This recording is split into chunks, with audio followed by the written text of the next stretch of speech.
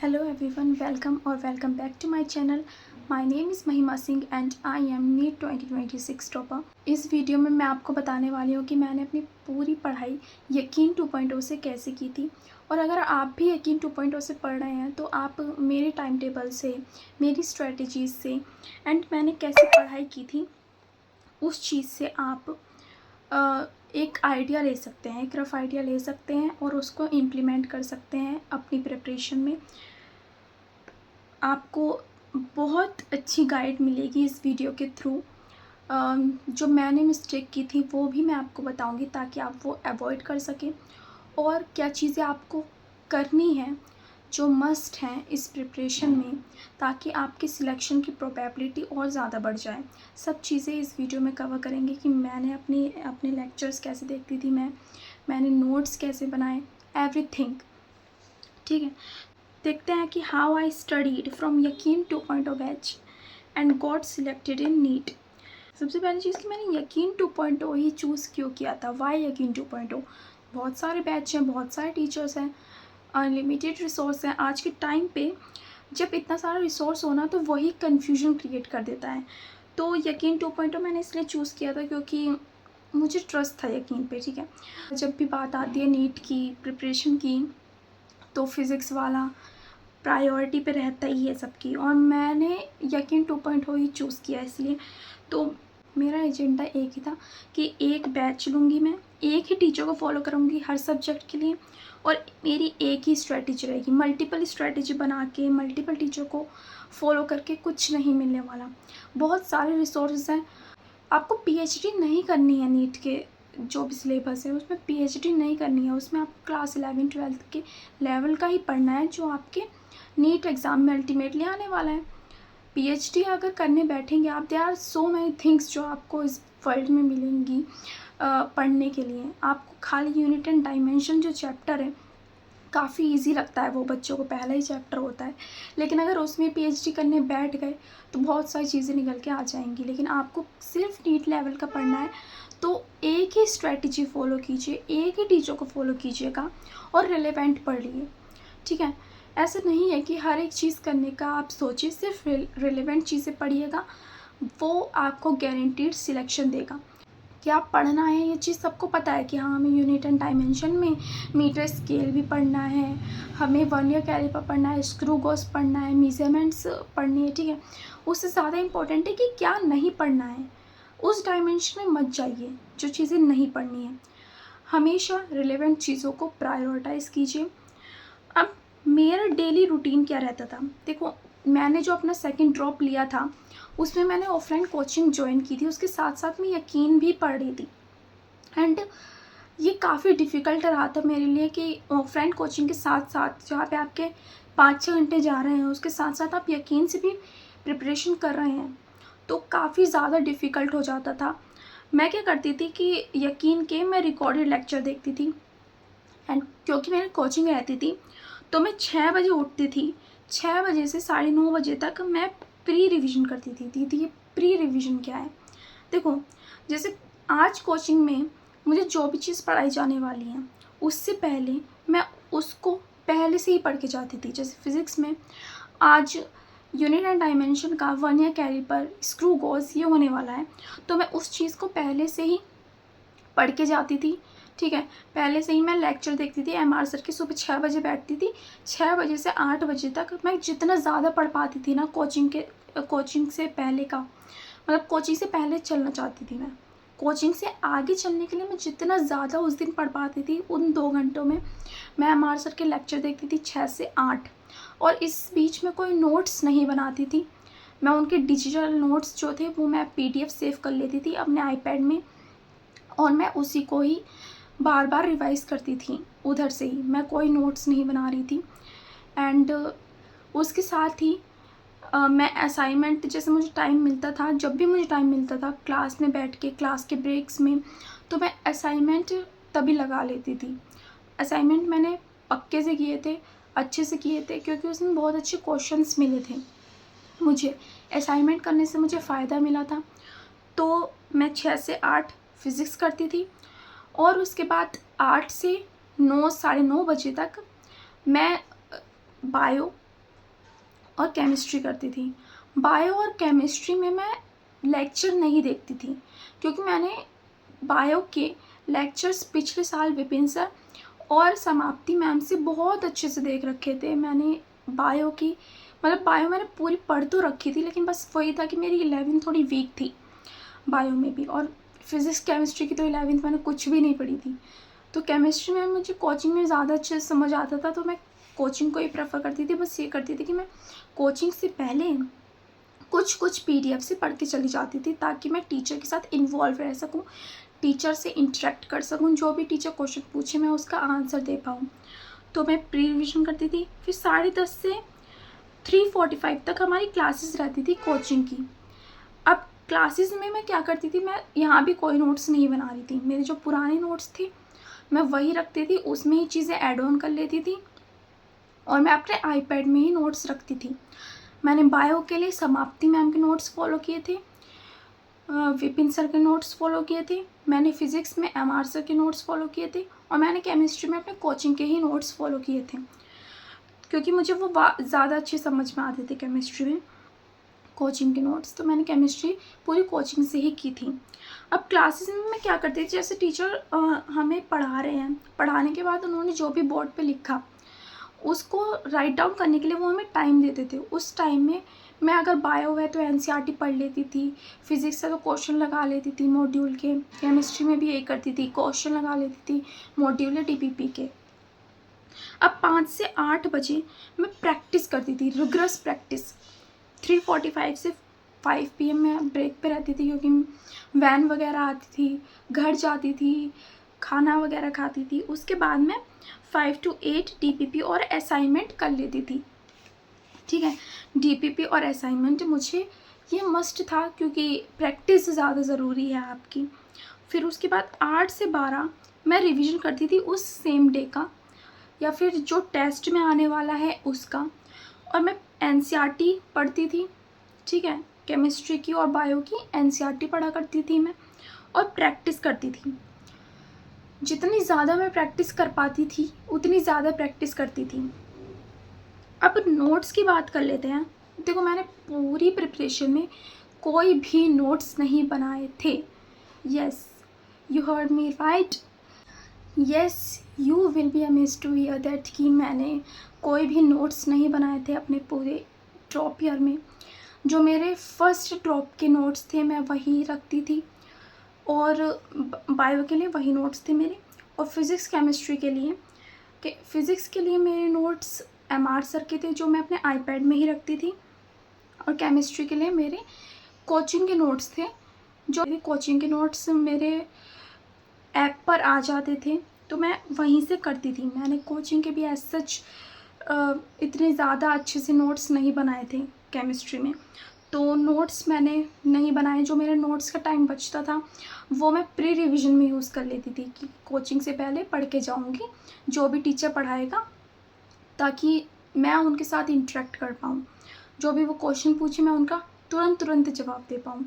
और ऐसा होता था कि क्लास के बच्चे शॉक्ड रहते थे कि मैं कैसे जवाब दे रही हूँ। वो मैं इसलिए दे पाती थी क्योंकि मैं पहले से ही पढ़ के जाती थी, और मुझे सच में लिटरली बहुत फ़ायदा मिला था। अब आप सोचेंगे कि मैं जब यकीन से ही पढ़ रही थी तो मैंने कोचिंग क्यों ज्वाइन की थी।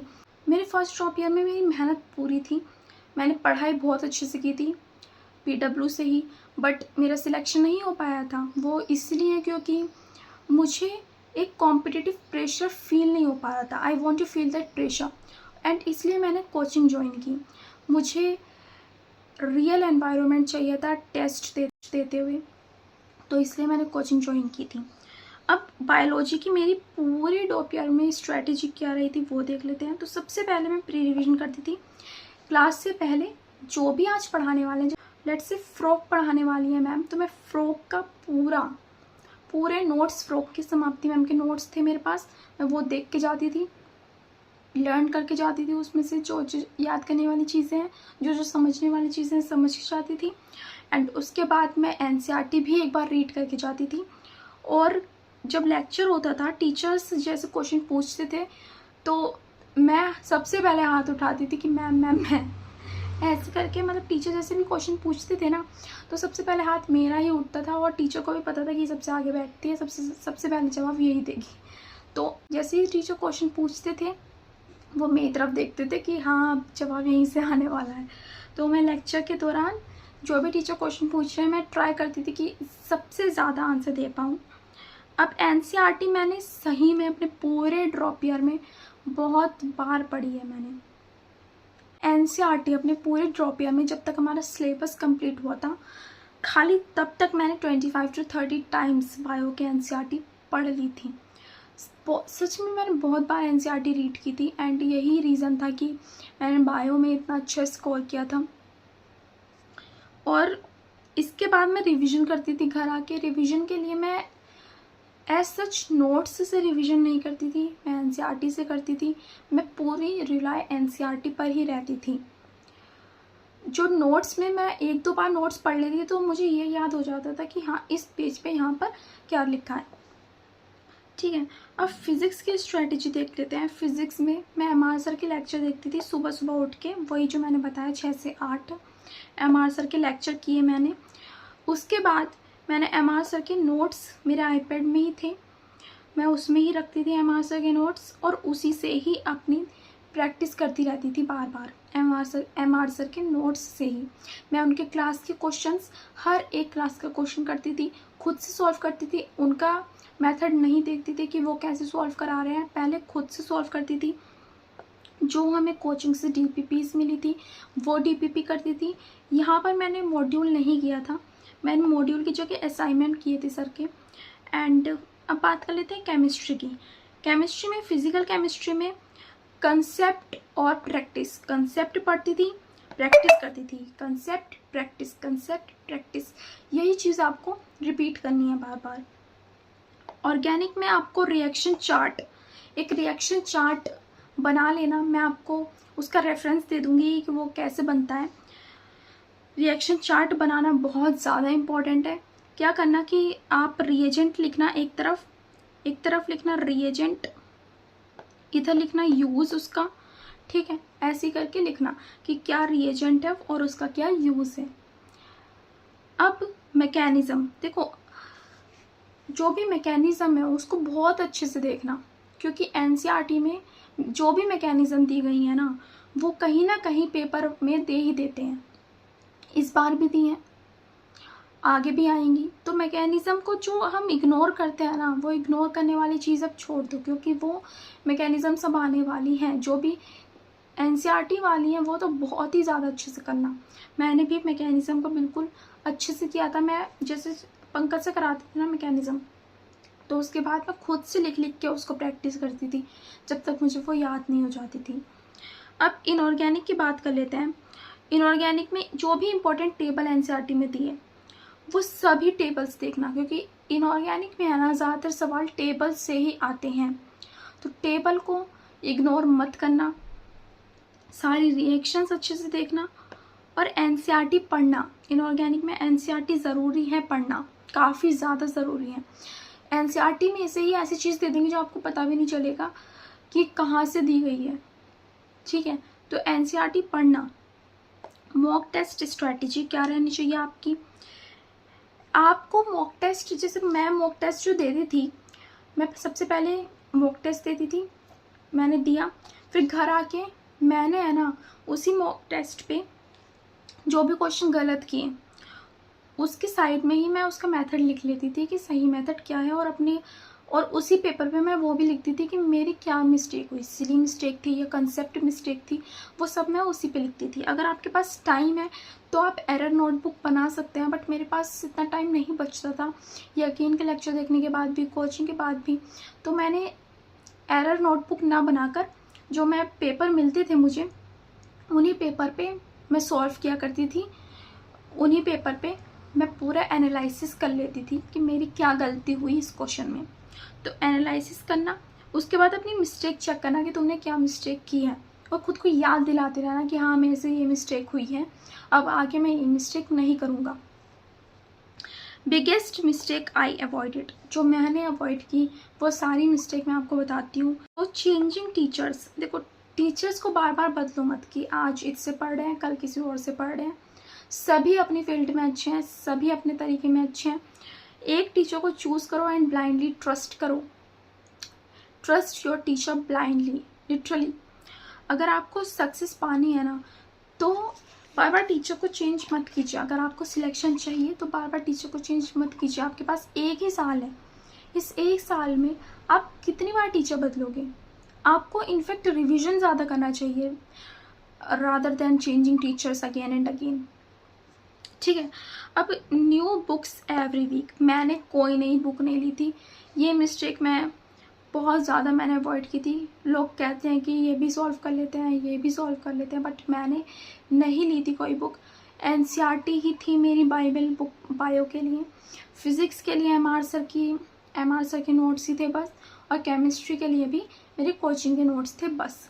यही चीज़ मैंने फॉलो की थी। मैंने इसके अलावा कोई एचसी वर्मा, कोई डीसी पांडे सॉल्व नहीं की थी। कंपेयरिंग विद अदर्स, खुद को दूसरों से कंपेयर करना छोड़ दो। आपको ऐसा होना चाहिए कि आपने अगर ये टेस्ट दिया, आपके 600 नंबर आ रहे हैं, तो अगले टेस्ट में 620 लाओ, 20-20, 30-30 नंबर बढ़ाओ। आपको खुद से compete करना है कि आज जो मैं था कल उससे बेस्ट बनना है मुझे। खुद से compete करो, don't compare your self with others. वो बहुत डिसहार्डनिंग होगा आपके लिए अगर आप अपनी एक्सपेक्टेशन पे खड़ा नहीं उतर पाओगे। इसलिए अपने आप को दूसरों के साथ कंपेयर मत करो, खुद से compete करो कि आपको बेस्ट बनना है, आपको अपना बेटर वर्जन बनना है। फाइनल मंथ स्ट्रेटेजी मेरी क्या रही थी कि मैंने रिवीजन किया था। ठीक है, रिवीजन मैंने बहुत बार किया था, लिटरली सही में बहुत बार किया था मैंने।